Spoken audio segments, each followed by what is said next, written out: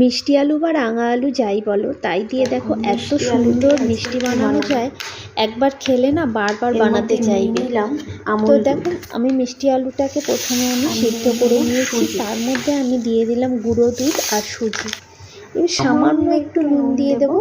এরপরে খুব ভালো করে মেখে নেবো। নুনটা তোমরা চাইলে স্কিপ করতেও পারো, তো আমার ভালো লেগেছে আমি তাই দিলাম। এবার খুব ভালোভাবে মেখে নেব,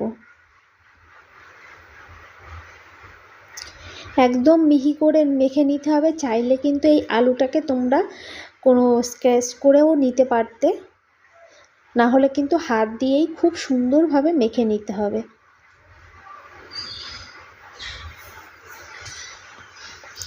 দেখো এইভাবে মেখে নিয়েছি খুব সুন্দরভাবে।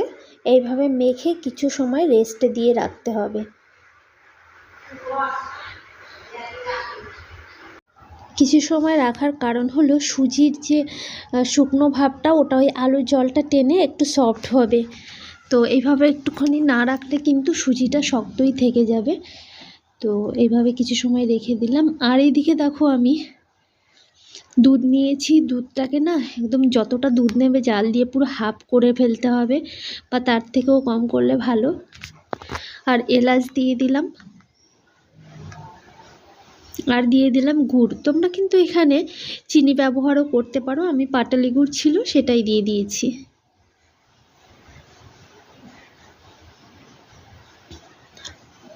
এখানে দুধটা জাল দিয়ে একদম ঘন করে ফেলতে হবে।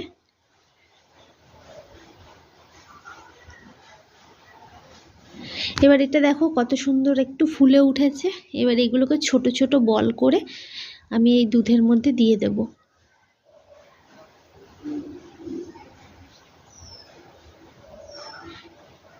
এরকমভাবে বলগুলো করে সব আমি দুধের মধ্যে দিয়ে দেব।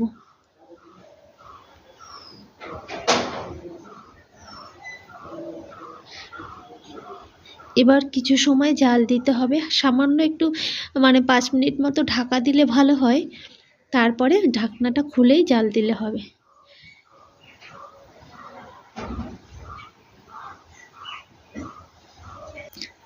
জাল দিতে দিতে দেখো কত সুন্দর ফুলে উঠেছে।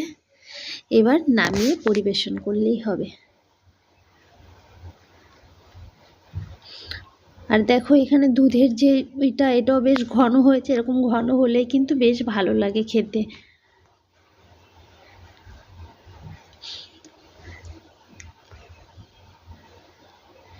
তো কার কার ভালো লাগলো এই মিষ্টি আলু দিয়ে মিষ্টি, একটু কমেন্ট করে জানাবে। আর সবাইকে অনেক ধন্যবাদ।